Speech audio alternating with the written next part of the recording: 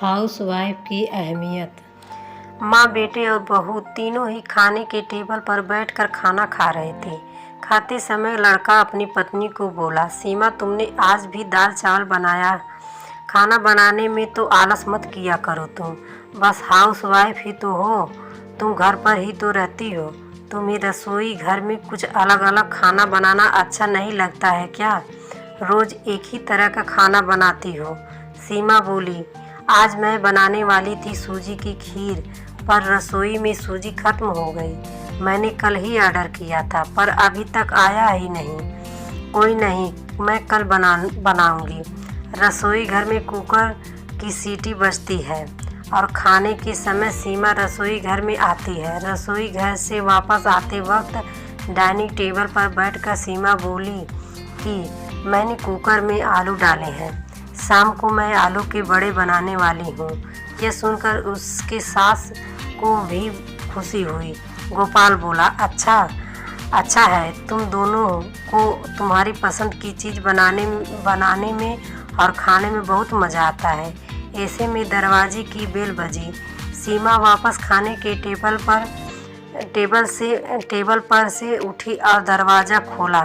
Delivery boy सूजी लेकर खड़ा था। पार्सल लेकर सीमा वापस खाने के टेबल पर खाना खाने के लिए बैठी। तभी माँ बेटे से बोली कि तूने अगर दरवाज़ा खोला होता तो फिर क्या होता? बेचारी ठीक से खाना भी अच्छे से खा नहीं सकती। तो बेटा बोला, सारी, मैं उठ नहीं सकता, मुझे ऑफिस जाने के लिए देर हो रही है। फिर रूम में चला जाता है। वो सीमा को आवाज़ देता है, मेरी फाइल मिल नहीं रही है, तुम ढूंढ कर दे दो सीमा। फिर एक बार खाने की टेबल से उठने वाली थी और उसके तरफ जाने वाली थी, तभी सास ने उसे रोका। छोटा बच्चा नहीं है वो, खाओ तुम खाना। थोड़ी देर बाद रूम से गोपाल की आवाज़ आई, फाइल मिल गई है। सास और बहू दोनों ही खाने के टेबल पर एक दूसरे की तरफ देखकर हंसने लगे। गोपाल ऑफिस जाने के लिए निकल गया। सीमा ने सारा काम खत्म किया और रात को आलू बड़ा खिचड़ी बनाई। खाना देख गोपाल और सास खुश हो जाते हैं। सीमा सब काम निपटा के सो जाती है। दूसरे दिन सुबह गोपाल उसके बेडरूम में फाइल ढूंढ रहा था और वह फाइल ढूंढने की वजह से बेडरूम पूरा अस्त व्यस्त कर दिया। गोपाल अकेले में ही बड़बड़ा रहा था, इस घर में कभी कोई चीज़ समय पर नहीं मिलती। इन औरतों को कोई काम नहीं होता, इसलिए दिन भर इधर का सामान उधर करती हैं। उसकी आवाज़ से सीमा वापस उस रूम में आती है और रूम की बुरी हालत देखकर उसे गोपाल पर गुस्सा आता है। वह गोपाल को पूछती है, आप क्या कर रहे हो?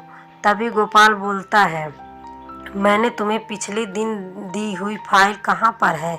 सीमा तुरंत वह फाइल बाहर निकालती है और वह गोपाल को दे देती है। सीमा गोपाल को कहता है, इतना सारा सामान बिखरने से पहले मुझे एक बार पूछा तो होता, कितना सामान बिखरा पड़ा है? क्या दिन भर यही काम करती रहूँगी? उल्टा गोपाल सीमा पर चिल्ला देता है और बोलता है कि क्या काम करना है? क्या काम करना है दिन भर तुम्हें? इतना काम भी तुम नहीं कर सकती क्या? दिन भर सोते ही रहती हो तो सिर्फ। माँ के कहने पर हाउसवाइफ से शादी करके बहुत बड़ी भूल की मैंने। ऐसा बोलकर गोपाल ऑफिस के लिए निकल जाता है। पति पत्नी का बोलना माँ के कानों पर पड़ता है, जो गोपाल को पता नहीं था। माँ सीमा के पास जाती है, तभी सीमा रो रही होती है। कोई भी गलती नहीं होते हुए भी गोपाल उस पर चिल्लाया, यह उनको पता था। सीमा से वह बहुत प्यार करता है, सीमा भी उसे बहुत प्यार करती है। सास ने सीमा को शांत किया, फिर दोनों ने गोपाल को अच्छा सबक सिखाने के लिए प्लान बनाया। दूसरे दिन सुबह गोपाल नींद से जगा, तभी वह सीमा को चाय के लिए चिल्ला रहा था। तभी माँ नज़दीक के सोफे पर बैठी थी। वह बोली, बोलती है सीमा घर पर नहीं है, वह किसी काम के लिए अपने मायके गई है। गोपाल फ़ोन निकालता है और सीमा को फ़ोन करने लगता है। तभी माँ उससे रोकती है और बोलती है कि फ़ोन मत करो, वह मायके ही तो गई है, 2-3 दिन में आ जाएगी। गोपाल फ़ोन रख देता है और माँ को बोलता है कि माँ चाय। तभी माँ बोलती है, हाँ 2 कप बनाना, मैं भी पीऊँगी। इच्छा ना होते हुए भी गोपाल चाय बनाने के लिए रसोई घर में आ जाता है। माँ सोफे से खड़ी होती है, बेटा गोपाल को पुकारती है। वो सोचने लगता है कि माँ उसे रोकेगी और खुद चाय बनाएगी, पर माँ बोलती है, मेरी चाय में शक्कर कम डालना। गोपाल चाय बनाता है और चाय लेकर आता है। माँ और बेटा दोनों ही चाय पीते हैं। फिर माँ बोली, चाय अच्छी बनाई है, पर सीमा जैसी नहीं। वो चाय बनाती है तब तुलसी के पत्ते डालती है। उस चाय की तो बात ही अलग होती है बेटा। कोई बात नहीं, गलती अगली बार तुम चाय बनाओगे तब ध्यान में रखना। गोपाल उसकी माँ को देखते ही रह जाता है। थोड़ी देर बाद गोपाल उसकी माँ को बोलता है, माँ आज मैं मटर पनीर खाना चाहता हूँ। माँ फिर से गोपाल की तरफ देखकर बोली, अरे वाह, आज मेरा बेटा मटर पनीर बनाएगा और मुझे खाने के लिए देगा। अच्छा हुआ, बहुत दिनों से मटर पनीर खाने की इच्छा हो रही थी। तभी गोपाल बोला, अरे माँ, मटर पनीर आपको बनाने के लिए कहने वाला था। तभी उसे माँ बोली, नहीं बेटा, मेरे घुटने बहुत दुखते हैं, मैं इतनी देर रसोई घर में खड़ी नहीं रह पा सकती। तभी गोपाल उसका फ़ोन निकालता है और रेस्टोरेंट से आर्डर देने लगता है। तभी माँ उसे रोकती है और बोलती है, मुझे वह होटल का खाना पचता नहीं है, मुझे गैस हो जाती है और तुम मुझे बाहर का खाना खिलाने वाले हो क्या? शायद माँ से प्यार नहीं करते हो तुम। तभी गोपाल खाना बनाने के लिए रसोई घर में जाता है। 1 घंटे बाद खाना तैयार हो जाता है। 2 थाली में खाना लेकर गोपाल उसकी माँ के पास आता है। गोपाल ने दाल चावल बनाया है, यह माँ देखती है। गोपाल को बोली, अरे बेटा, तुम मटर पनीर बनाने वाला था ना? गोपाल बोला कि हाँ कि माँ, यह आसान है बनाने के लिए। तभी माँ बोलती है, सीमा होती तो आज उसने मटर पनीर बनाकर मुझे खिला दिया होता, पर जाने दो, तुम्हारे हाथों का खाना बना हुआ खाना कहाँ मैं रोज़ खाती हूँ। ऐसा बोलकर माँ खाना खाने के टेबल पर आकर बैठती है। चल दोनों साथ में खाना खाते हैं। गोपाल ने पहला निवाला मुंह में डाला ही था, तब माँ उसे बोली, अरे बेटा, दाल में नमक कम है, जा और नमक लेकर आ। वो खाते खाते उठता है और रसोई घर में से नमक लेकर आता है और माँ को देता है। फिर से खाने के लिए बैठता है। तभी बीच में माँ खांसने लगी और गोपाल को बोलती है, अरे बेटा, निवाला गले में अटक गया है, थोड़ा पानी लाना। गोपाल फिर खाते खाते उठता है और पानी लाने गया।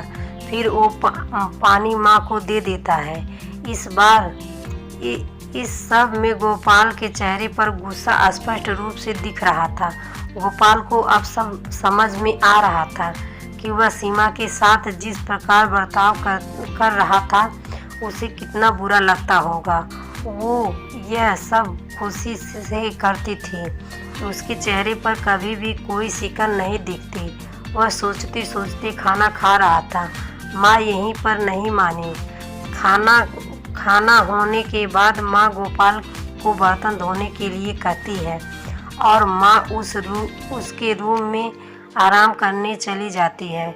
माँ उसे परेशान करने का कोई मौका नहीं छोड़ती। वो गोपाल को बुलाकर चादर ओढ़ने के लिए कहती है। उसके बाद गोपाल रूम से बाहर जाता है तो उसे माँ रोकती है और एसी का टेम्परेचर कम करने को कहती है। अब इन सभी कामों की वजह से वह चिड़चिड़ करने लगता है, लेकिन कुछ भी नहीं बोल पाता। दूसरे दिन सुबह जल्दी उठ जाता है।